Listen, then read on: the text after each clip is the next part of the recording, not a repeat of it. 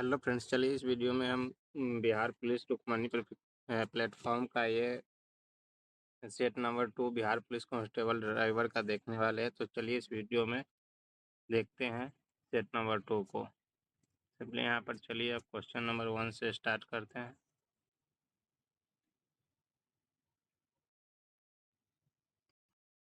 बोला जा रहा है कि सत्यार्थ प्रकाश पुस्तक डैश डैश द्वारा लिखी गई थी। सत्यार्थ प्रकाश पुस्तक डैश डैश द्वारा लिखी गई थी। तो आप क्वेश्चन नंबर 1 का आंसर बता सकते हैं और अपने मन में सोच सकते हैं और देखते हैं आपका आंसर हो जाएगा। तो सत्यार्थ प्रकाश पुस्तक किसके द्वारा लिखा गया था? स्वामी दयानंद सरस्वती द्वारा लिखा गया था। चलिए क्वेश्चन नंबर नेक्स्ट चलते हैं। बिहार विभूति उपनाम से निम्न में से किसे जाना जाता है? बिहार विभूति उपनाम से निम्न में से किसे जाना जाता है? तो सिंपली क्वेश्चन नंबर 2 का आंसर हो जाएगा आपका बी। कौन अनुग्रह नारायण को जाना जाता है? सिंपली चलिए नेक्स्ट चलते हैं। बिहार का पहला मेगा फूड पार्क कहाँ स्थापित किया गया है? बिहार का पहला मेगा फूड पार्क कहाँ स्थापित किया गया है? तो आपका मुजफ्फरपुर में पहला मेगा फूड पार्क स्थापित किया गया है। हाँ, ये 400 करोड़ की लागत से ये फूड पार्क को स्थापित किया गया है। चलिए सिंपली चलते हैं। ककोलत जलप्रपात कहाँ है? ककोलत जलप्रपात बिहार में किस जिले में है? ककोलत जलप्रपात बिहार के किस जिले में है? तो सिंपली आपका हो जाएगा ककोलत कहाँ पर है? नवादा में है आपका। नवादा में ककोलत जलप्रपात है। ये 160 फीट मीटर ऊंचाई है और 48 मीटर और 160 फीट ऊंचा है, ठीक ना। तो चलिए क्वेश्चन नंबर नेक्स्ट चलते हैं। एशियाई देश लेबनान की राजधानी कहाँ है? एशियाई देश लेबनान की राजधानी कहाँ है? तो चलिए क्वेश्चन नंबर 5 का आपका आंसर हो जाएगा यहाँ पर ये बेरूत है आपका, जो लेबनान का राजधानी है। सिंपली चलिए क्वेश्चन नंबर नेक्स्ट चलते हैं। और गौतम बुद्ध ने धर्म चक्र प्रवर्तन कहाँ से प्रारंभ किया था? गौतम बुद्ध ने धर्म चक्र प्रवर्तन कहाँ से प्रारंभ किया था? तो आपका आंसर हो जाएगा गौतम बुद्ध ने ये सारनाथ से अपना धर्म चक्र प्रवर्तन शुरू प्रारंभ किए थे, ठीक ना। चलिए नेक्स्ट क्वेश्चन देखते हैं। हड़प्पा स्थल किस नदी के तट पर अवस्थित है? हड़प्पा स्थल किस नदी के तट पर अवस्थित है? तो आपका आंसर हो जाएगा ये हड़प्पा स्थल है जो रावी नदी के तट पर अवस्थित है और ये मोंटगोमरी जिला में अवस्थित है और ये हड़प्पा पाकिस्तान के पंजाब प्रांत में पड़ता है। चलिए नेक्स्ट क्वेश्चन पर चलते हैं और यहाँ पर देख सकते हैं प्रसिद्ध लिंगराज मंदिर किस राज्य में अवस्थित है? प्रसिद्ध लिंगराज मंदिर किस राज्य में अवस्थित है? तो आपका आंसर हो जाएगा प्रसिद्ध लिंगराज मंदिर उड़ीसा में ये अवस्थित है, ठीक ना। तो उड़ीसा में अवस्थित है और पुरानी जगन्नाथ मंदिर अंत बर्मन चंग चोडगंग देव द्वारा बनाया गया था, समझे। तो चलिए इसका नेक्स्ट क्वेश्चन पर चलते हैं। और चाणक्य को और किस नाम से जाना जाता है? चाणक्य को और किस नाम से जाना जाता है? तो चाणक्य को और किस नाम से जाना जाता है? तो आपका आंसर हो जाएगा चाणक्य को विष्णुगुप्त के नाम से जाना जाता है। चाणक्य को कौटिल्य के नाम से भी जाना जाता है। तो चाणक्य तो खुद से जाना जाता है और चाणक्य को एक विष्णुगुप्त और एक कौटिल्य के नाम से भी जाना जाता है, ठीक ना। तो चलिए क्वेश्चन नंबर नेक्स्ट पर चलते हैं। वल्लभाचार्य ने किस की भक्ति प्रचार की थी? वल्लभाचार्य ने किसकी भक्ति प्रचार किया? तो आपका ऑप्शन हो जाएगा क्वेश्चन नंबर 10 का कृष्ण के लिए किया था। कृष्ण का प्रचार भक्ति प्रचार किया था, ठीक ना। तो चलिए क्वेश्चन नंबर नेक्स्ट चलते हैं। ये कुतुब मीनार किसके द्वारा पूरा किया गया था? कुतुब मीनार किसके द्वारा पूरा किया गया था?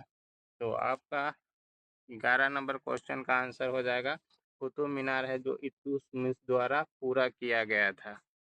और कुतुब मीनार का ऊंचाई बोलेगा तो कुतुब मीनार का ऊंचाई हो जाएगा 72.5 मीटर है, ठीक ना। और इल्तुतमिश ने तीन और मंजिल जोड़ दिए। इसके बाद 1368 में फिरोज शाह तुगलक ने पांचवी और आखिरी मंजिल का निर्माण किया था। तो पांचवी और आखिरी मंजिल का निर्माण कब हुआ था? तो 1368 में हुआ था। और कुतुब मीनार और उसके स्मारकों को 1993 में यूनेस्को के विश्व धरोहर स्थल घोषित कर दिया गया था। 1993 में कुतुब मीनार और उसके स्थल को विश्व धरोहर घोषित कर दिया गया था। ठीक ना। चलिए नेक्स्ट क्वेश्चन पर चलते, क्वेश्चन नंबर 12 पर। मेरठ मराठा शासक छत्रपति शिवाजी की राजधानी का नाम क्या था? मराठा शासक छत्रपति शिवाजी की राजधानी का नाम क्या था? तो आप क्वेश्चन नंबर 12 का आंसर बताइए। आपका आंसर हो जाएगा क्या? रायगढ़ था। कहाँ था? रायगढ़ था मराठा शासक छत्रपति शिवाजी की राजधानी। ठीक ना, रायगढ़ था। चलिए क्वेश्चन नंबर नेक्स्ट पर चलते हैं, 13 नंबर पर। तो 13 नंबर क्वेश्चन हो जाएगा आपका कि गांधी जी ने दांडी मार्च कहाँ से प्रारंभ किया था? गांधी जी ने दांडी मार्च कहाँ से प्रारंभ किया था? तो गांधी जी ने दांडी मार्च कहाँ से प्रारंभ किया था? तो साबरमती आश्रम से प्रारंभ किए थे। और कब प्रारंभ किए थे? तो 12 मार्च 1930 को दांडी मार्च की शुरुआत गांधी जी ने अपने 78 सहयोगियों के साथ किए थे। और 6 अप्रैल 1930 को गांधी जी ने गुजरात के नवसारी जिले में दांडी गांव में एक मुट्ठी नमक उठाकर अंग्रेज के नमक कानून को तोड़ा था। और दांडी मार्च में गांधी जी ने लगभग 384 किलोमीटर की यात्रा 24 दिन में पूरा किया था। ठीक ना। तो चलिए क्वेश्चन नंबर नेक्स्ट पर चलते हैं। प्राचीन नालंदा विश्वविद्यालय के संस्थापक कौन थे? प्राचीन नालंदा विश्वविद्यालय का संस्थापक कौन थे? तो आपका क्वेश्चन नंबर 14 का आंसर हो जाएगा कुमारगुप्त वन था। कौन था? कुमारगुप्त वन था प्राचीन नालंदा विश्वविद्यालय के संस्थापक। ठीक ना। चलिए क्वेश्चन नंबर नेक्स्ट पर चलते हैं। 15 नंबर पर, पूना घाटी कहाँ स्थित है? पूना घाटी कहाँ स्थित है? तो आपका तो पूना घाटी कहाँ स्थित है? तो आपका क्वेश्चन नंबर 15 का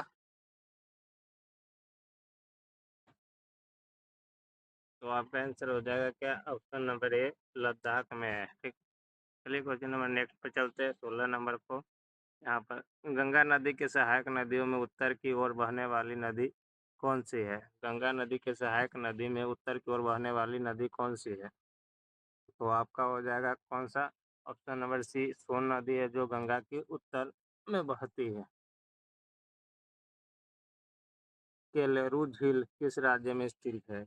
केलेरू झील किस राज्य में स्थित है? तो केलेरू झील है जो आपका, और ये रोटेशन मोड ये ऑफ हो गया था। तो आपका हो जाएगा आंसर बी, ये केलेरू झील है जो आंध्र प्रदेश में स्थित है।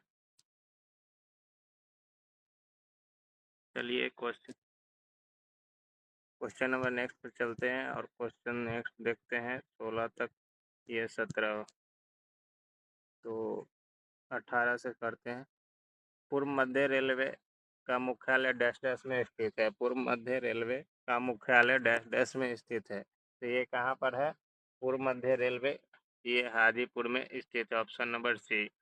और ऑपरेशन फ्लड का संबंध किससे है? ऑपरेशन फ्लड का संबंध किससे है? तो ऑपरेशन फ्लड का संबंध है किससे?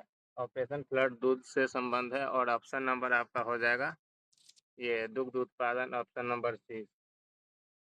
ठीक है। नेक्स्ट, हरित क्रांति के जनक कौन है? हरित क्रांति के जनक कौन है? हरित क्रांति के जनक आपका हो गया ऑप्शन नंबर बी, हरित क्रांति के जनक हो गए नॉर्मन बोरलॉग। बोरलॉग है जो हरित क्रांति के जनक है। अंत्योदय अन्न योजना कब लागू हुआ था? अंत्योदय अन्न योजना कब लागू हुआ था? अंत्योदय अन्न योजना, इसका पूरा डेट आप याद रखिएगा, 25 दिसंबर 2000 को अंत्योदय अन्न योजना लागू हुआ था। ऑप्शन नंबर आपका बी हो जाएगा, 25 दिसंबर 2000 को अंत्योदय अन्न योजना लागू किया गया था। विश्वरैया लोहा एवं इस्पात लिमिटेड डैश डैश राज्य में स्थित है। विश्वरैया लौह एवं इस्पात लिमिटेड डैश डैश राज्य में स्थित है। तो ये किस राज्य में स्थित है? तो आपका हो जाएगा 22 का करेक्ट हो जाएगा ऑप्शन नंबर डी, ये कर्नाटक में स्थित है। ठीक ना। और सीरिया की राजधानी क्या है? सीरिया की राजधानी क्या है? तो सीरिया की राजधानी हो जाएगा दमिश्कस, और ऑप्शन नंबर आपका बी हो जाएगा करेक्ट। मैंकमार की मुद्रा निम्नलिखित में से कौन सा है? मैंकमार की मुद्रा निम्नलिखित में से कौन सा है? तो मैंकमार की मुद्रा आपका हो जाएगा कयात। कयात है जो मैंकमार की मुद्रा है, ऑप्शन नंबर ए।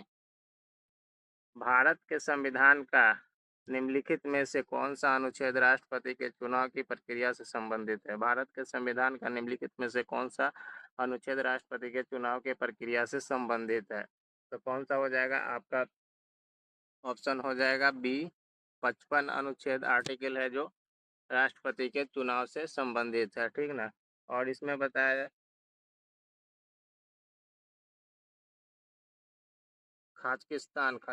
काजाकिस्तान की मुद्रा निम्न में से कौन सा है? काजाकिस्तान की मुद्रा निम्न में से कौन सी है? तो काजाकिस्तान की मुद्रा हो जाएगा आपका तेंगे होता है, ऑप्शन नंबर सी करेक्ट हो जाएगा आपका। तेंगे है काजाकिस्तान की मुद्रा। ठीक ना। और लेबनान की मुद्रा का है तो पाउंड, और मालदीव की मुद्रा का है तो राजधानी, मालदीव की राजधानी माले हो जाएगा, और लीबिया की राजधानी त्रिपोली हो जाएगा, और लीबिया की मुद्रा दिनार हो जाएगा। लेबनान की राजधानी हो गया, तो यहाँ पर देख सकते हैं ऐसा क्वेश्चन नंबर 27 आपको देखने को मिल रहा है कि यह लेबनान की राजधानी है जो बेरूत है, ऑप्शन नंबर आपका ए सही हो जाएगा।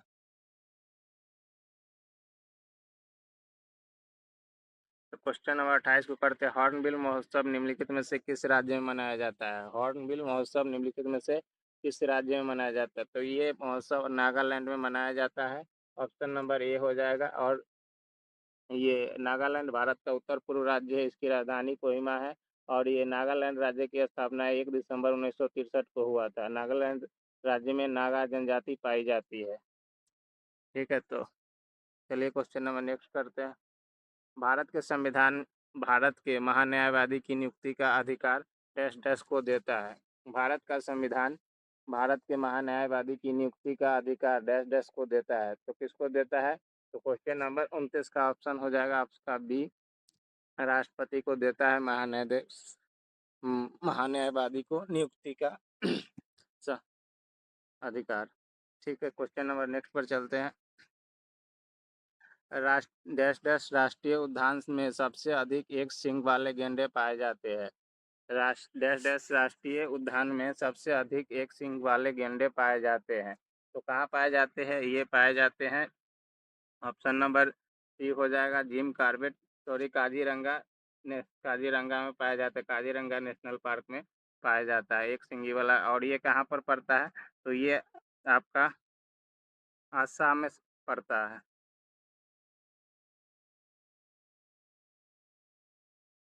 क्वेश्चन नंबर 31 पे चलते हैं।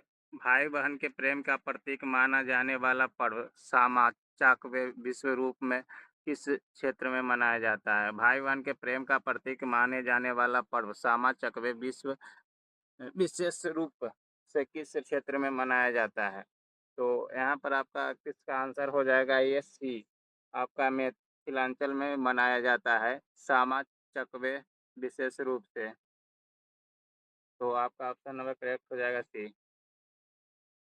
बिहार की किस चित्रकला शैली को सर्प चित्रकला स्नैक पेंटिंग भी कहा जाता है? बिहार की किस चित्रकला शैली को सर्प चित्रकला स्नैक पेंटिंग भी कहा जाता है? तो आपका आंसर हो जाएगा बी, ये मंजूषा कला है जिसे स्नैक पेंटिंग या सर्प चित्रकला कहा जाता है। चलिए क्वेश्चन नंबर नेक्स्ट पे चलते हैं। ये 32 नंबर हमारा हो गया, ये हो गया 33 नंबर क्वेश्चन।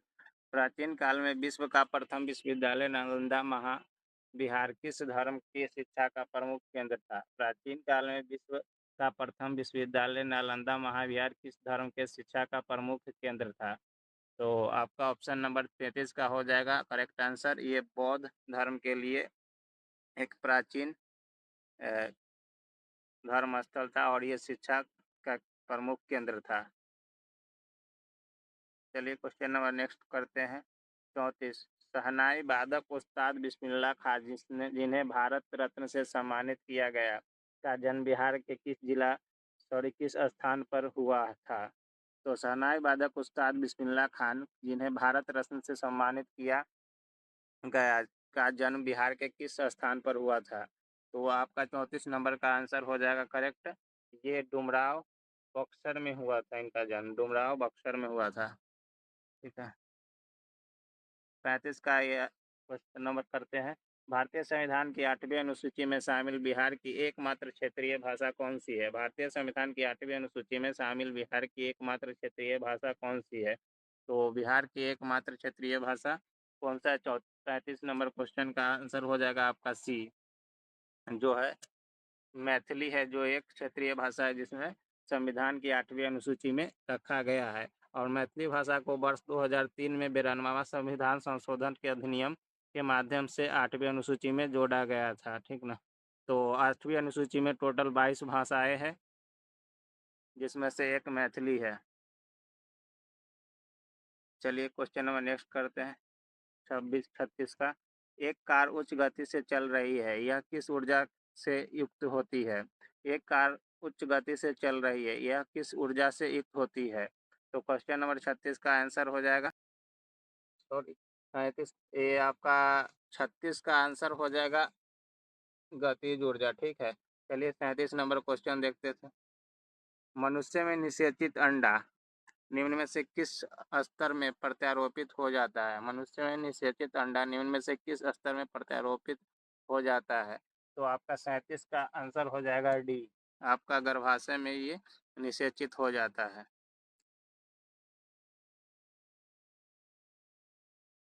परमाणु संलयन प्रतिक्रिया स्वचालित रूप से होती है। परमाणु संलयन प्रतिक्रिया स्वचालित रूप से होती है। तो परमाणु संलयन प्रक्रिया स्वचालित रूप से होती है, कहाँ होती है? तो आपका 38 का ऑप्शन हो जाएगा ये सूर्य में परमाणु संलयन प्रतिक्रिया स्वचालित रूप से होती है, ऑप्शन नंबर ये। क्वेश्चन नंबर 39 करते। जड़ों की कोशिकाओं में लंबे रोम जैसे भाग को क्या कहते हैं? जड़ों की कोशिकाओं में लंबे रोम जैसे भाग को क्या कहते हैं? तो आपका 39 का आंसर हो जाएगा, इसे हम रूट हेयर कहते हैं। क्या कहते हैं? रूट हेयर कहते हैं। उस तरह से आप स्तंभ मूल तो क्या कहते हैं? रूट हेयर कहते हैं। ठीक ना, चलिए क्वेश्चन नंबर नेक्स्ट पर चलते हैं 40 नंबर पर। ये आभासी और सीधी छवि के लिए दर्पण का आवर्धन होना चाहिए। आभासी और सीधी छवि के लिए दर्पण का आवर्धन होना चाहिए। तो इस 40 नंबर क्वेश्चन का आंसर हो जाएगा क्या? धनात्मक होना चाहिए। क्या होना चाहिए? धनात्मक होना। आभासी और सीधा छवि के लिए क्या होना चाहिए? धनात्मक होना चाहिए। चलिए क्वेश्चन नंबर नेक्स्ट चलते हैं। कौन सा ब्राउज़र को प्रदर्शित नहीं करता है? कौन सा ब्राउज़र को प्रदर्शित नहीं करता है? तो आपका हो जाएगा करेक्ट क्या? आउटलुक है जो ब्राउज़र को ये प्रदर्शित नहीं करता है। ठीक ना, निम्नलिखित में से कौन सा तरल अवस्था में पाया जाता है?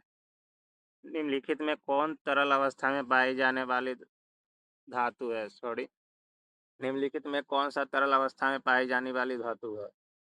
तो आपका हो जाएगा जो क्वेश्चन नंबर 42 का आंसर हो जाएगा ऑप्शन नंबर डी है, जो ब्रोमीन है, जो तरल अवस्था में पाई जाने वाले अधातु है, सॉरी अधातु है। ठीक ना, तो चलिए क्वेश्चन नंबर नेक्स्ट करते हैं। पौधे में फ्लोएम किसके परिवहन के लिए उत्तरदायी होता है? पौधे में फ्लोएम पौधे में फ्लोएम किसके परिवहन के लिए उत्तरदायी है? ठीक ना, तो पौधे में जो फ्लोएम होता है, आप 43 का हो जाएगा बी, भोजन के लिए। ऐसे याद रख सकते हैं, फ से फ्लोएम और फ से फल यानी भोजन, और वही जाइलम कहेगा तो ज से जाइलम और ज से जल, हम इसको याद रख सकते हैं। ठीक है, तो 44 नंबर क्वेश्चन को देखते हैं। ध्वनि के माध्यम से संचार के दौरान कणों के उच्च घनत्व का क्षेत्र है। ध्वनि के माध्यम से माध्यम में संचरण के दौरान कणों के उच्च घनत्व का क्षेत्र है। ध्वनि के माध्यम में संचरण के दौरान कणों के उच्च घनत्व का क्षेत्र है। तो 44 का आंसर हो जाएगा आपका क्या, डी हो जाएगा। जो संपीड़न है ना, वो संचारण के दौरान कणों का उच्च घनत्व होता है, ठीक ना। चलिए क्वेश्चन नंबर नेक्स्ट करते हैं। निम्नलिखित में से कौन सा एक तत्व नहीं है? निम्नलिखित में से कौन सा एक तत्व नहीं है? तो निम्नलिखित में से कौन सा एक तत्व नहीं है? तो 45 का आपका आंसर हो जाएगा जो बी है, ये पानी है जो एक तत्व नहीं है। कॉपर, ऑक्सीजन और हीलियम एक तत्व है, ठीक ना। तो चलिए 46 का करते हैं। बर्मिंघम में आयोजन 21वें पुलिस एवं अग्निशामक खेल 2025 पदक के तालिका में भारत का स्थान कौन सा रहा है? बर्मिंघम में आयोजित 21वें पुलिस एवं अग्निशामक खेल 2025 के पदक तालिका में भारत का स्थान कौन सा रहा है? तो भारत का स्थान आपका 46 का आंसर हो जाएगा सी, तीसरा स्थान है जो भारत का रहा है, ठीक ना। तो चलिए क्वेश्चन नंबर नेक्स्ट देखते हैं। हाल ही में केंद्र शासित प्रदेश लद्दाख का उपराज्यपाल किसे नियुक्त किया गया है? हाल ही में केंद्र शासित प्रदेश लद्दाख का उपराज्यपाल किसे नियुक्त किया गया है? तो आपका 47 का आंसर हो जाएगा किसे नियुक्त किया गया है? ये हो जाएगा कविंदर गुप्ता को अभी नियुक्त किया गया है केंद्र शासित प्रदेश लद्दाख का उपराज्यपाल, ठीक ना। चलिए क्वेश्चन नंबर नेक्स्ट देखते हैं। संतानवे संतानवे संतानवे अंतर्राष्ट्रीय रसायन विज्ञान ओलंपियाड में भारत ने कुल कितने स्वर्ण पदक जीते हैं? 97 अंतर्राष्ट्रीय रसायन विज्ञान ओलंपियाड में भारत ने कुल कितने स्वर्ण पदक जीता है? तो आपका 48 का आंसर हो जाएगा ए, ऑप्शन नंबर ए, 2 ये स्वर्ण पदक जीते हैं, ठीक ना। ये बोला जाएगा कहाँ पर हुआ था? तो ये दुबई संयुक्त राज्य अमीरात में हुआ था और 5 से 14 जुलाई 2025 को आयोजित किया गया था। चलिए क्वेश्चन नंबर नेक्स्ट पर चलते हैं। 49, ये क्वेश्चन नंबर 49 हो गया। अंतर्राष्ट्रीय सार्क जागरूकता दिवस कब मनाया जाता है? तो अंतर्राष्ट्रीय सार्क जागरूकता दिवस कब मनाया जाता है? तो ये मनाया जाता है 14 जुलाई को मनाया जाता है, 14 जुलाई को मनाया जाता है, ठीक ना। क्वेश्चन नंबर 50 करते हैं। पेन प्रिंटर पेन प्रिंटर पुरस्कार 2025 से लीला अबू लीला को सम्मानित किया जाएगा।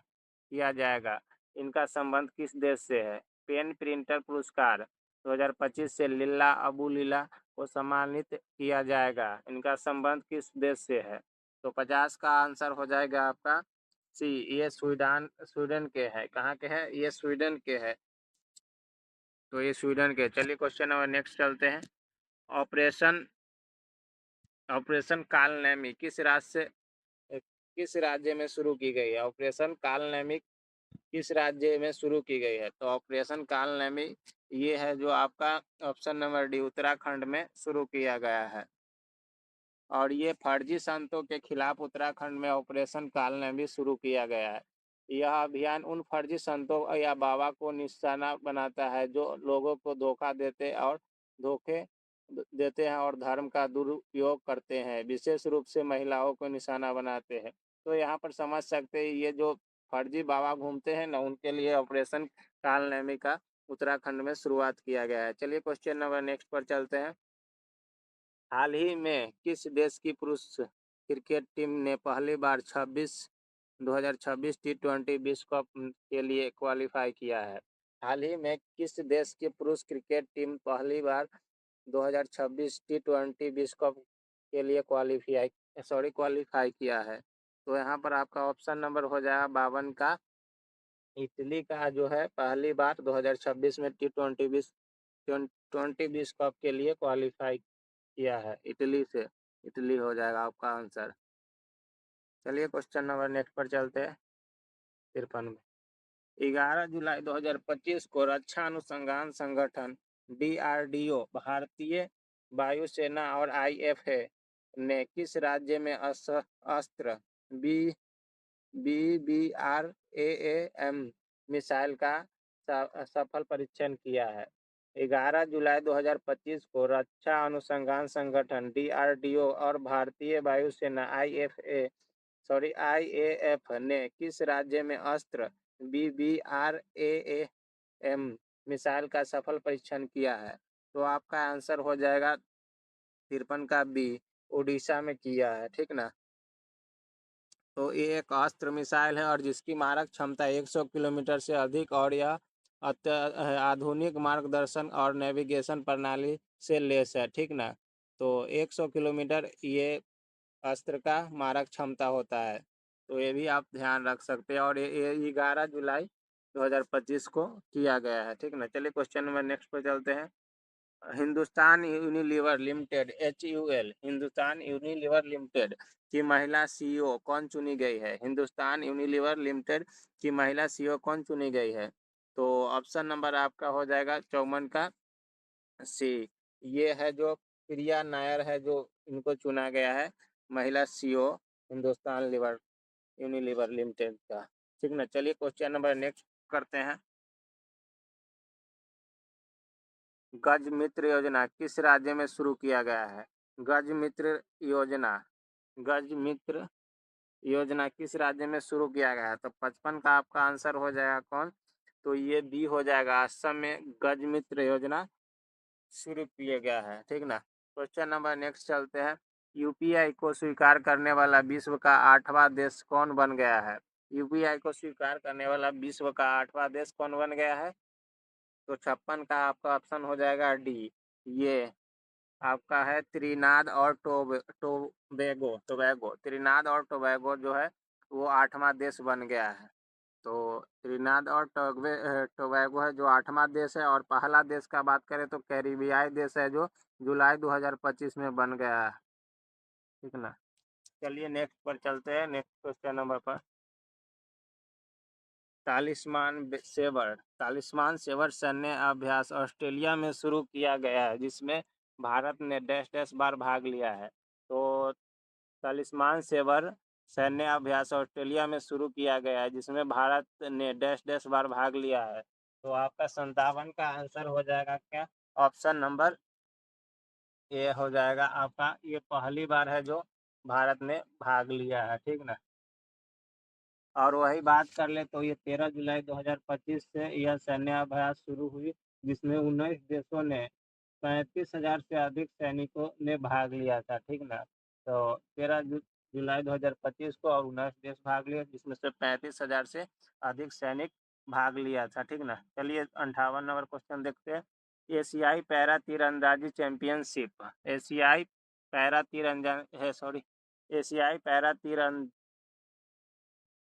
तीरंदाजी चैंपियनशिप 2025 में भारत के किस स्थान पर हुआ है? ठीक ना। तो 58 का आंसर हो जाएगा आपका बी। कहाँ हुआ है? तो ये होगा, सॉरी क्वेश्चन को एक बार और पढ़ते इसमें ये कुछ गलत हो गया था। एशियाई पैरा तीरंदाजी चैंपियनशिप 2025 में भारत किस स्थान पर है? वो प्लेस नहीं पूछ रहा है जहाँ है, ये कितना स्थान है इसका तो रैंक पूछ रहा है। तो यहाँ पर आपका ऑप्शन हो जाएगा 58 का बी हो जाएगा। दूसरा स्थान पर है भारत। किस स्थान पर रहा? तो दूसरा स्थान पर रहा है। चलिए क्वेश्चन नंबर नेक्स्ट पे चलते हैं। भारतीय मूल के साहिब खान को किस कंपनी का नया चीफ ऑपरेटिंग ऑफिसर COO की नियुक्त किया गया है? भारतीय मूल के साहिब खान को किस कंपनी का नया चीफ ऑपरेटिंग ऑफिसर COO नियुक्त किया गया है? तो यहाँ पर आप देख सकते हैं आपका आंसर हो जाएगा ऑप्शन नंबर ए। एप्पल का COO नियुक्त किया गया है। ऑप्शन नंबर ए है। चलिए नेक्स्ट 60 पर चलते हैं। इंडियन प्रीमियर लीग IPL का सबसे मूल्यवान फ्रेंचाइजी कौन बन गया है? इंडियन प्रीमियर लीग IPL का सबसे मूल्यवान फ्रेंचाइजी कौन बन गया है? तो आपका 60 का हो जाएगा ऑप्शन नंबर सी। कौन है? रॉयल चैलेंजर बेंगलोर, आरसीबी जो है बन गया है सबसे महंगा फ्रेंचाइजी। नेक्स्ट पर चलते हैं। वहीं आईपीएल का कुछ बात कर ले तो आपको देखने को मिल जाएगा कि वर्तमान में आरसीबी का ब्रांड वैल्यू जो बढ़कर $269 मिलियन लगभग बात बताए तो 22,069 करोड़ हो गया है, 59 करोड़ हो गया है।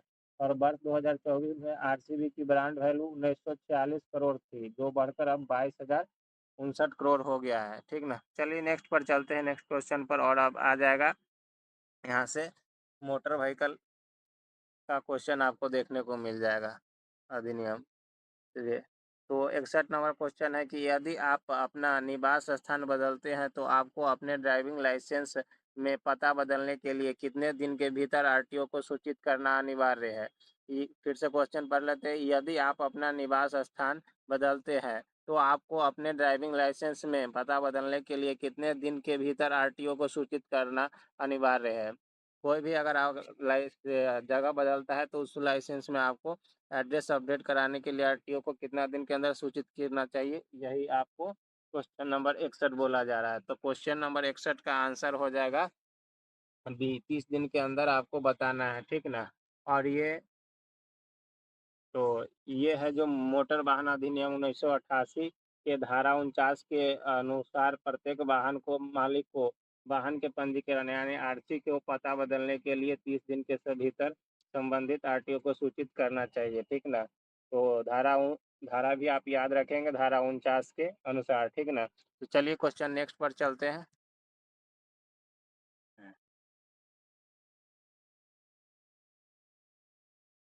ये क्वेश्चन 62 देख सकते हैं। 62 कहा जा रहा है कि एक लर्नर लाइसेंस धारक के लिए निम्नलिखित में से कौन सा प्रतिबंध लागू होता है? एक लर्नर लाइसेंस धारक के लिए निम्नलिखित में से कौन सा प्रतिबंध लागू होता है? तो यहाँ पर आपको इसका आंसर हो जाएगा ऑप्शन नंबर डी।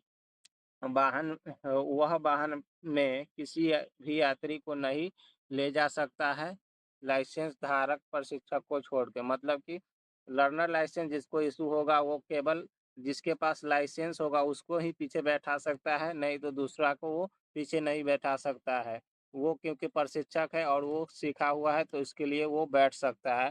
ठीक ना, तो चलिए आपका आंसर हो जाएगा ऑप्शन नंबर बी। चलिए क्वेश्चन नंबर नेक्स्ट पर चलते हैं।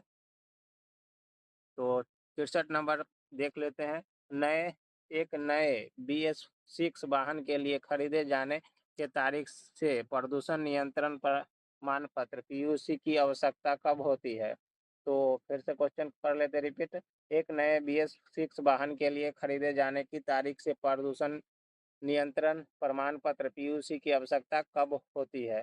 तो आपका 63 का आंसर हो जाएगा इसके लिए आपको ऑप्शन नंबर बी हो जाएगा। 1 वर्ष के बाद आप जो BS6 गाड़ी आता है उसको 1 साल तक बिना प्रदूषण के आप जो कंपनी देती है उसमें अटैच रहता है, तो 1 साल तक आप चला सकते हैं, उसके बाद ये प्रदूषण की आवश्यकता पड़ती है।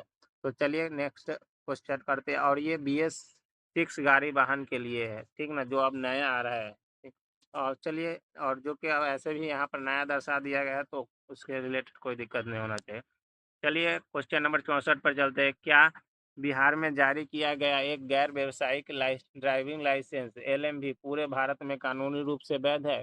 क्या बिहार में जारी किया गया एक गैर व्यावसायिक ड्राइविंग लाइसेंस LMV पूरे भारत में कानूनी रूप से वैध है? तो ये पूरा भारत में वैध है।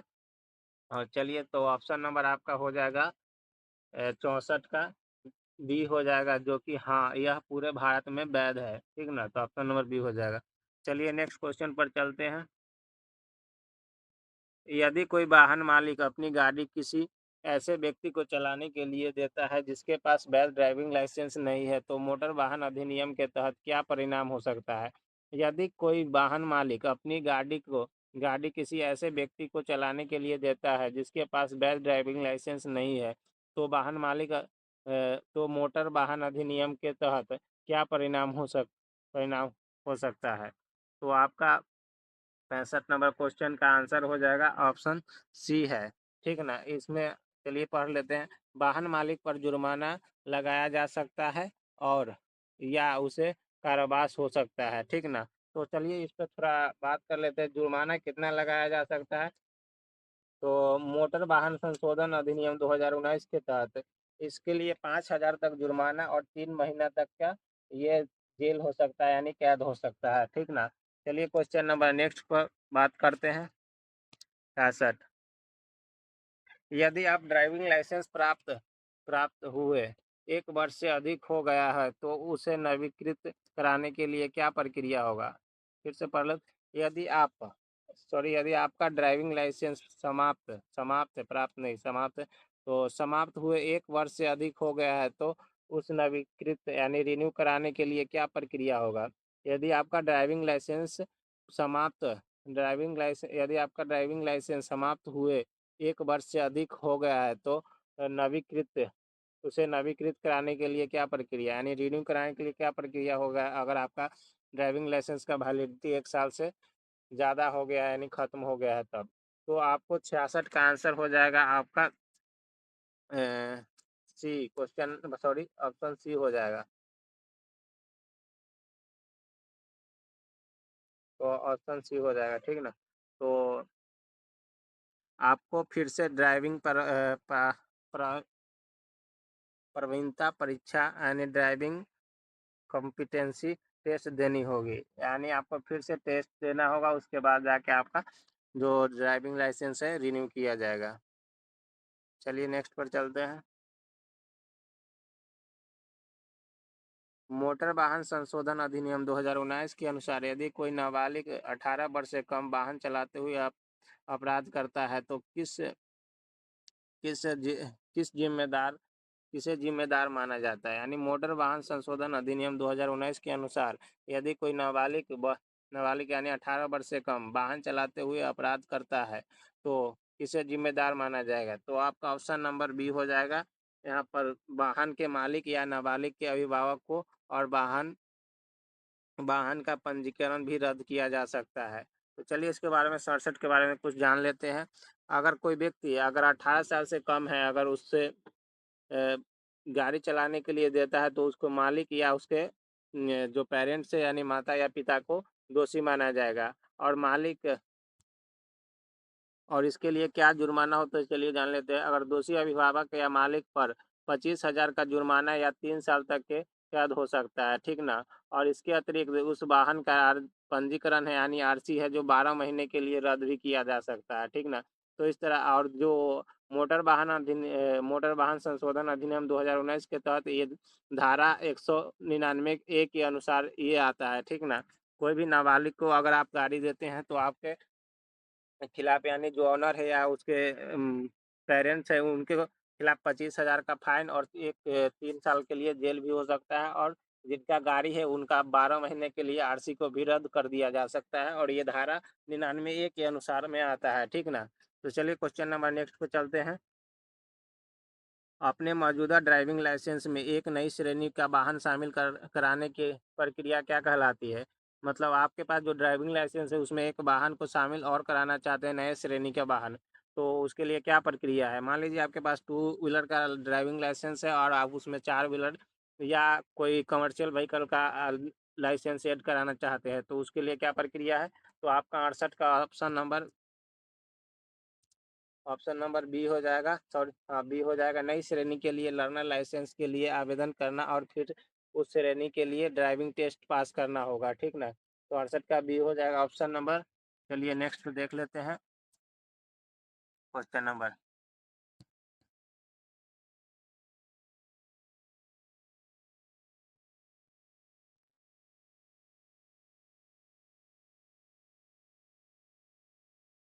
तो क्वेश्चन नंबर 69 यानी 69 देख सकते हैं। हाई सिक्योरिटी रजिस्ट्रेशन प्लेट जिसे हम SHRP, तो SHRP का फुल फॉर्म याद रख सकते हैं हाई सिक्योरिटी रजिस्ट्रेशन प्लेट, ठीक ना, के संबंध में क्या नियम है।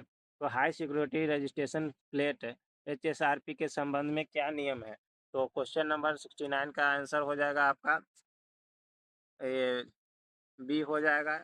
ये जो प्लेट पर नंबर केवल अंग्रेजी अक्षर और अरबी अंकों में होना चाहिए। तो याद रखिएगा, जो नंबर प्लेट पर जो अक्षर होगा अंग्रेजी में होगा और जो अंक होगा वो अरबी अंक में होना चाहिए, ठीक ना। तो ये वैध होगा, ठीक ना, नहीं तो वो लीगल नहीं माना जाएगा। चलिए क्वेश्चन नंबर नेक्स्ट पर चलते हैं, 70 पर। जब आप एक डीलर से एक नया वाहन खरीदते हैं तो वह आपको कौन सा महत्वपूर्ण दस्तावेज जारी करता है जो यह प्रमाणित करता है कि वाहन सभी सुरक्षा और उत्सर्जन मानकों का अनुपालन करता है। तो फिर से पढ़ लेते हैं, जब आप एक डीलर से नया वाहन खरीदते हैं तो आपको कौन सा महत्वपूर्ण दस्तावेज जारी करता है जो यह प्रमाणित करता है कि वाहन सभी सुरक्षा और उत्सर्जन मानकों का अनुपालन करता है, ठीक ना। तो आपके इसके लिए कौन सा फॉर्म देना होता है? तो 70 का आपका आंसर हो जाएगा, 70 का हो जाएगा आपका बी। इसके लिए 22 है जो फॉर्म आपको देता है। तो जो फॉर्म 22 है ये बताता है कि ये सुरक्षा और उत्सर्जन के सभी मानकों का अनुपालन करता है, ठीक ना। चलिए नेक्स्ट क्वेश्चन नंबर नेक्स्ट पर चलते हैं। एक निजी वाहन की नंबर प्लेट का रंग कैसा होना चाहिए? एक निजी वाहन का नंबर प्लेट का रंग कैसा होना चाहिए? तो क्वेश्चन नंबर 71 का आपका ऑप्शन हो जाएगा बी, सफेद सफेद पृष्ठभूमि पर काले अक्षर होना चाहिए। सफेद पृष्ठभूमि पर काले अक्षर होना चाहिए, ठीक ना। चलिए क्वेश्चन नंबर नेक्स्ट करते हैं। आगे सकरा पुल है, यह किस प्रकार का यातायात संकेत है? आगे सकरा पुल है, यह किस प्रकार का यातायात संकेत है, ठीक ना। तो ये आप 72 का क्वेश्चन नंबर 72 का आपका आंसर हो जाएगा क्या? सी हो जाएगा। ये एक चेतावनी संकेत है। आगे सकरा पुल है, यह एक चेतावनी संकेत है, ठीक ना।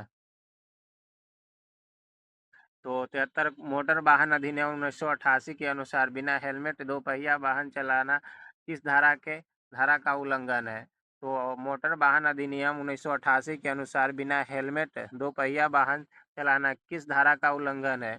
तो 73 का आपका आंसर हो जाएगा, ये धारा 129 का उल्लंघन है। ऑप्शन नंबर ए हो जाएगा, ठीक ना, करेक्ट है। चलिए क्वेश्चन नंबर नेक्स्ट पर चलते हैं। 74 पर, किसी वाहन का पंजीकरण प्रमाण पत्र यानी आरसी कौन जारी करता है? किसी वाहन का पंजीकरण प्रमाण पत्र यानी आरसी कौन जारी करता है? तो आरसी है जो आरटीओ जारी करता है। ऑप्शन नंबर बी हो जाएगा, क्षेत्रीय परिवहन कार्यालय आरटीओ जारी करता है, ठीक ना। चलिए क्वेश्चन नंबर नेक्स्ट पर चलते हैं।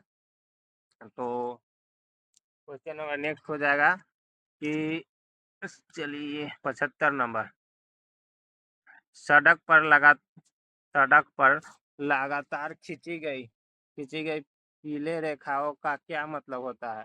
सड़क पर लगातार खींची गई पीले रेखाओं का क्या मतलब होता है?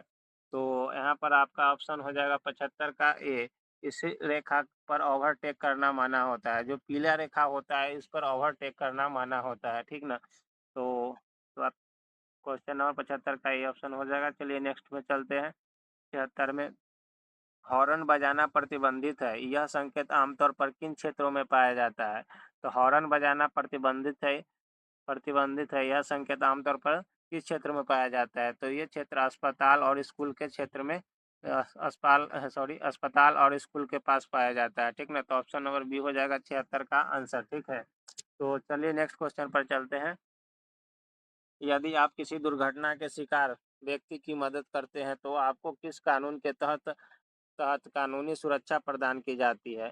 यदि आप किसी दुर्घटना यदि आप किसी दुर्घटना के शिकार व्यक्ति की मदद करते हैं तो आपको किस कानून के तहत कानूनी सुरक्षा प्रदान की जाती है? तो ये कानून है जो ये ऑप्शन नंबर 77 का ये हो जाएगा, अच्छा समारी समारी कानून यानी गुड समीरतन समीरतन समारी या समीरतन लॉ कहते हैं, ठीक ना। तो चलिए क्वेश्चन नंबर नेक्स्ट पर चलते हैं, 78 पर।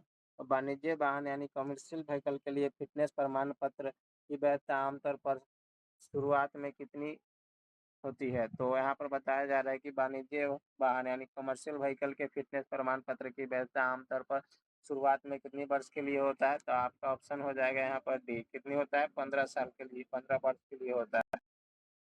तो ये आपका ऑप्शन नंबर हो जाएगा बी, क्योंकि जान दो तरह के इसमें केस होता है, ठीक ना। जैसे कि आप अगर कमर्शियल वाहन है, जैसे कि हेवी कमर्शियल व्हीकल है, तो उसके लिए 2 साल के लिए वैलिड होता है। और जैसे कि आप कार और कार हो गया, उसमें जो कमर्शियल व्हीकल आता है उसके लिए 15 साल होता है। तो और उसके बाद ये जो कमर्शियल व्हीकल होता है 2 साल के लिए ऐसे वैलिड होता है। अगर वो फिटनेस लायक है तो फिर आपको अगले 1 साल के लिए फिर नेक्स्ट में रिन्यू होगा, नहीं तो उसी मतलब इसके बाद जो 1 साल के लिए होता है, ठीक ना। तो इस तरह से याद रख सकते हैं। और जो ये कमर्शियल व्हीकल होता है, जो कार होता है उसका 15 साल के होता है। और या मोटरसाइकिल हो गया तो का इसके 15 साल का होता है।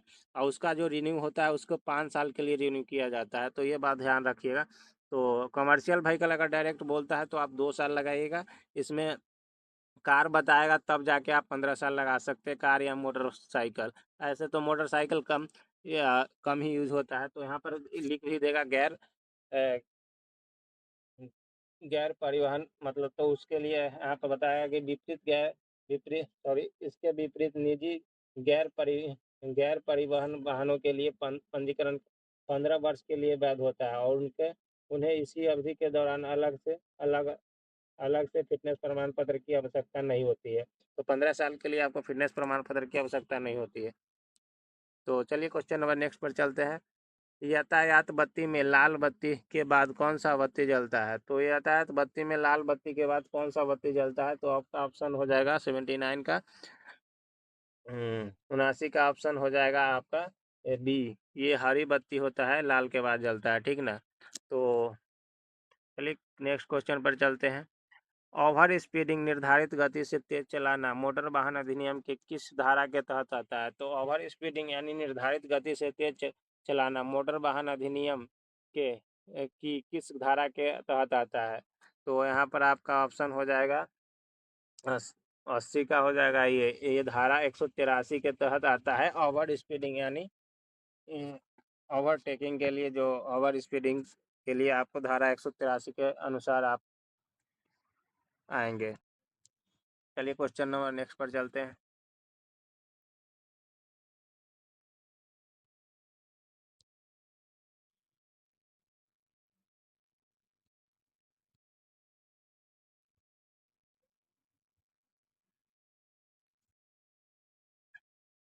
क्वेश्चन नंबर 81 है आपका। वाहन में थर्मोस्टेट वाहन में थर्मोस्टेट का मुख्य कार्य क्या होता है? वाहन में थर्मोस्टेट का मुख्य कार्य क्या होता है? तो सिंपली आपका 81 का ऑप्शन नंबर हो जाएगा ये ऑप्शन नंबर ए हो जाएगा, इंजन के ताप को नियंत्रित रखता है, ठीक ना। तो चलिए नेक्स्ट क्वेश्चन पर चलते हैं।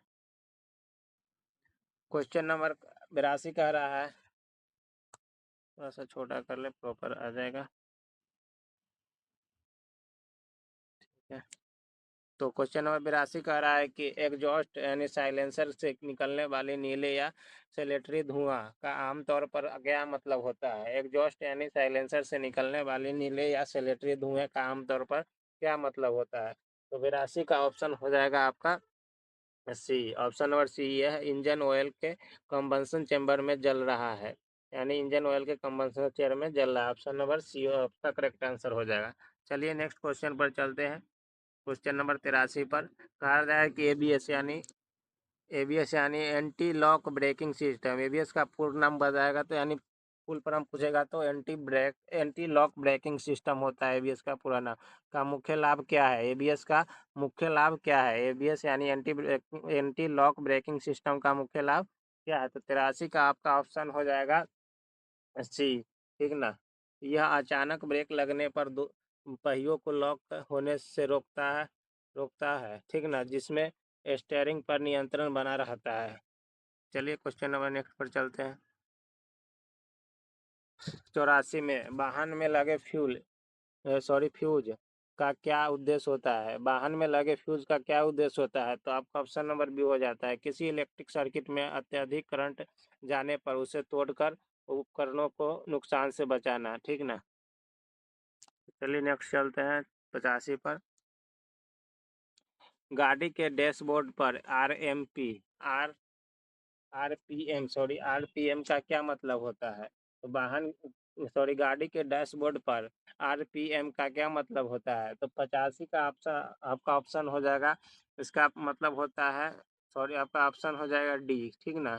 ये रेवोल्यूशन पर मिनट होता है, ठीक ना। ये टॉर्क मीटर होता है, ठीक। टॉर्क मीटर नामक एक गेज द्वारा दिखाया जाता है। चलिए नेक्स्ट पर चलते हैं। गाड़ी तु गाड़ी मोड़ते समय बाहरी पहिए की तुलना में अंदरूनी पहिए को काम पहियों को कम दूरी तय करनी पड़ती है, ठीक ना। कौन सा पुर्जा दोनों पहियों को अलग अलग गति से घुमाती है? तो गाड़ी मोड़ते समय बाहरी पहिए की तुलना में अंदरूनी पहियों को कम दूरी तय करनी पड़ती है। कौन सा पुर्जे दोनों पहियों को अलग अलग गति से घूमने देता है? तो आपका ऑप्शन हो जाएगा 86 का बी, ठीक ना। इसमें डिफरेंशियल है जो काम करता है, डिफरेंशियल ऑप्शन हो जाएगा, डिफरेंशियल है जो काम करता है। तो 86 का। चलिए नेक्स्ट पर चलते हैं, नेक्स्ट क्वेश्चन नंबर पर। हम्म समय के साथ इंजन ऑयल की श्यानता वेलोसिटी पर क्या प्रभाव पड़ता है? समय के साथ इंजन ऑयल के श्यानता यानी वेलोसिटी पर क्या प्रभाव पड़ता है? तो 87 का ऑप्शन हो जाएगा बी, यह कम हो जाती है और तेल पतला हो जाता है, ठीक ना। तो चलिए क्वेश्चन नंबर नेक्स्ट पर चलते हैं। 88, पेट्रोल और डीजल इंजन में मुख्य अंतर क्या है? पेट्रोल और डीजल इंजन में मुख्य अंतर क्या है? तो आपका ऑप्शन ये हो जाएगा करेक्ट, ठीक ना। पेट्रोल इंजन में स्पार्क प्लग होता है जबकि डीजल इंजन में नहीं होता है, ठीक ना। चलिए क्वेश्चन नेक्स्ट पर चलते हैं। 89, कैटलिटी कैटलिटी कन्वर्टर का क्या उद्देश्य होता है? कैटलिटिक कन्वर्टर का क्या उद्देश्य होता है? तो आपका हो जाएगा 89 का आंसर हो जाएगा सी। यह क्या होता है? ये एग्जॉस्ट से निकलने वाली हानिकारक गैसों को कम हानिकारक पदार्थों में बदलता है, ठीक ना। तो चलिए क्वेश्चन नंबर नेक्स्ट पर चलते हैं।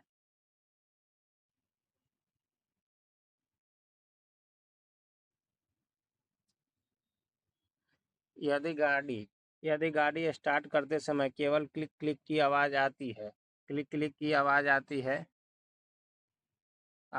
तो लेकिन इंजन नहीं घूमता है, तो सबसे संभावित समस्या क्या हो सकता है? तो 90 का आपका आंसर हो जाएगा सी।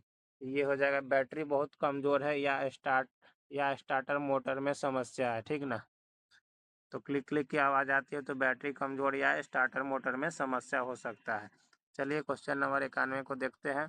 यदि गाड़ी चलते समय स्टीयरिंग व्हील में कंपन वाइब्रेशन महसूस हो तो इसका सबसे संभावित कारण क्या हो सकता है? यदि गाड़ी चलते समय स्टीयरिंग व्हील में कंपन वाइब्रेशन महसूस हो तो इसका सबसे संभावित कारण क्या हो सकता है?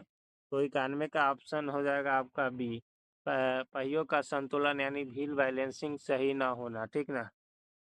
चलिए क्वेश्चन नेक्स्ट पर चलते हैं।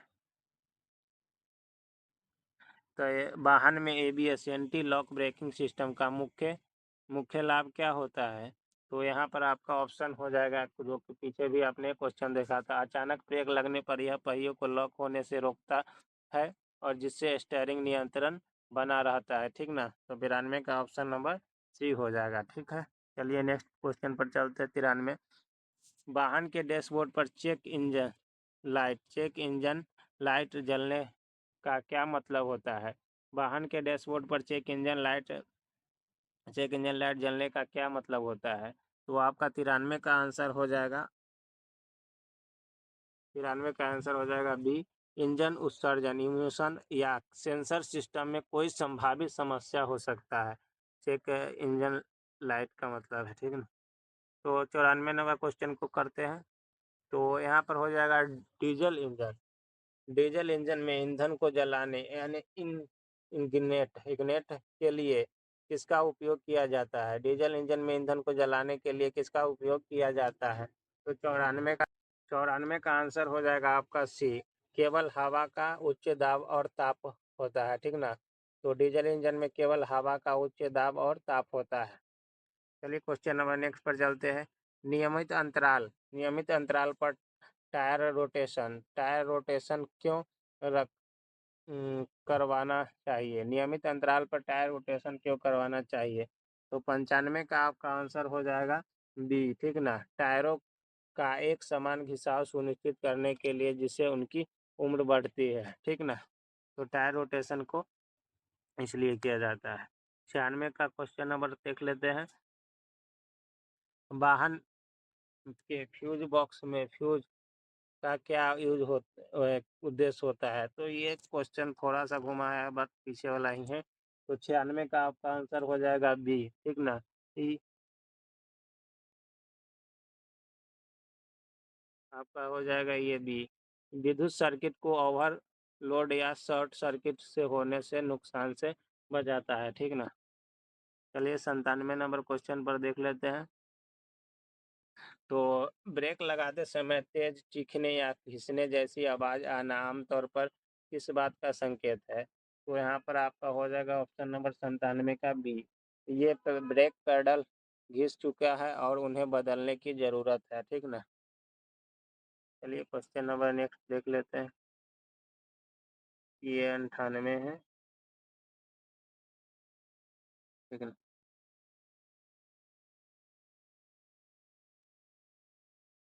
तो कथी कह रहा है ट्रांसमिशन ट्रांसमिशन फ्लूइड का क्या कार्य है? ट्रांसमिशन फ्लूइड का क्या कार्य होता है? तो 98 का आपका ऑप्शन हो जाएगा सी। यह गियर बॉक्स को चिकनाई देता है, ठंडा करना और गियर शिफ्टिंग में मदद करना है, ठीक ना? चलिए क्वेश्चन नंबर नेक्स्ट करते हैं। 99 नंबर। तो कार में कंडीशनर यानी एसी सिस्टम में रेफ्रिजरेटर का क्या काम होता है? कार के कंडीशनर सिस्टम में रेफ्रिजरेटर का क्या काम होता है, ठीक ना? तो 99 का ऑप्शन देख लेते हैं, जो कि आपका ऑप्शन नंबर सी हो जाएगा, जो इधर आपको देखने को मिल जाएगा, ठीक ना? ऑप्शन नंबर सी आपका हो जाएगा। यह कैबिन की हवा से गर्मी को सोखकर उसे बाहर निकालता है, ठीक ना? तो चलिए क्वेश्चन नंबर ये लास्ट है। तो अब 100 ये अगर इंजन सामान्य से अधिक गर्म हीटिंग होता है, सॉरी फिर से पढ़ लेते हैं। अगर इंजन सामान्य से अधिक गर्म यानी ओवर हीटिंग हो रहा है तो इसका एक संभावित कारण नहीं हो सकता है? अगर इंजन सामान्य से अधिक गर्म हो रहा है तो इसका एक संभावित कारण क्या नहीं हो सकता है? नहीं हो सकता है पूछा है। तो आपका ऑप्शन हो जाएगा डी, फ्यूल फिल्टर का जाम होना नहीं हो सकता है, ठीक ना? तो यहाँ पर इसका इंजन का ताप कूलिंग सिस्टम द्वारा नियंत्रित किया जाता है, जिसमें कूलेंट रेडिएटर और रेडिएटर फैन, वाटर पंप और थर्मोस्टेट शामिल होता है, ठीक ना? तो यहाँ पर देख सकते हैं क्वेश्चन नंबर लास्ट 100 हो गया। तो अपना अपना जो स्कोर है वो कमेंट सेक्शन में बताइएगा और कैसा लगा ये प्रैक्टिस सेट। थोड़ा-सा टाइम ज़्यादा ज़रूर लगा है, लेकिन आपको इसमें बहुत सारे एक्स्ट्रा चीज़ है जो आपको बताया गया, जैसे इसका धारा हो गया और थोड़ा एक्सप्लेन करने में थोड़ा-सा टाइम लगा है और थोड़ा-सा कुछ एडिंग हुआ है इसीलिए। तो वीडियो कैसा लगा ज़रूर कमेंट करके बताइएगा और अपना स्कोर ज़रूर बताइएगा। प्लीज़ सपोर्ट कीजिएगा, तो ऐसे ही आपको इस चैनल पर न्यू न्यू सेट देखने को मिलेगा, ठीक ना? थैंक यू, मिलते हैं नेक्स्ट वीडियो में।